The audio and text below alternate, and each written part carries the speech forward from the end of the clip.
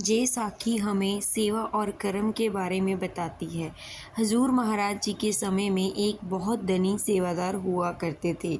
सेवा की तलाश में वह हजूर महाराज जी के पास आया तो महाराज जी ने उसे कुएं से पानी निकालकर पानी पिलाने की सेवा बख्शी। सेवादार बहुत धनी था और सिर्फ सफ़ेद कपड़े ही पहनता था, लेकिन जब वो कुएं में से पानी निकालकर मिट्टी में चलता था तो उसकी सफ़ेद पैंट पर कीचड़ व मिट्टी के दाग लग जाते थे। उसने सोचा कि इस सेवा से तो मेरे सफ़ेद कपड़े गंदे हो रहे हैं, तो उसने एक नौकर को इस सेवा के लिए दिहाड़ी पर रख लिया और सेवा चलती रही। वो मज़दूर उस धनी सेवादार के हिस्से की सेवा बड़ी खुशी से करता रहा।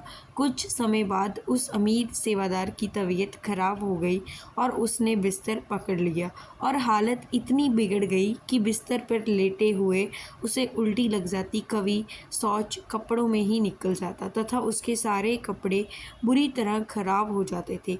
हजूर महाराज जी उसका हाल चाल पूछने के लिए आए तो उस सेवादार ने रोते हुए कहा, हजूर दया करो। हजूर महाराज जी ने फरमाया कि दया तो हुई थी, लेकिन तुमने अपने हिस्से की दया एक मज़दूर को दे दी। हजूर ने प्यार से पूछा कि पानी की सेवा करते हुए कपड़ों पर थोड़ी सी मिट्टी लगना ठीक था कि जो अब हो रहा है वो ठीक है।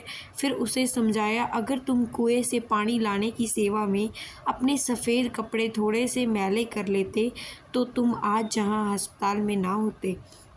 हमें बिल्कुल भी नहीं पता कि सतगुरु हमारे कर्म कैसे काट रहे हैं, बस हमें तो उनके हुक्म में रहते हुए सेवा करनी है। वो क्या बख्शिश करने वाले हैं, हम अंदाज़ा भी नहीं लगा सकते। तो साथ संगत जी, हमें इस साखी से यही सीखना चाहिए कि सतगुरु हमें जो भी सेवा दे, जो भी भजन सिमरन करने को कहें, तो हमें उनके वचनों पे अमल करना चाहिए।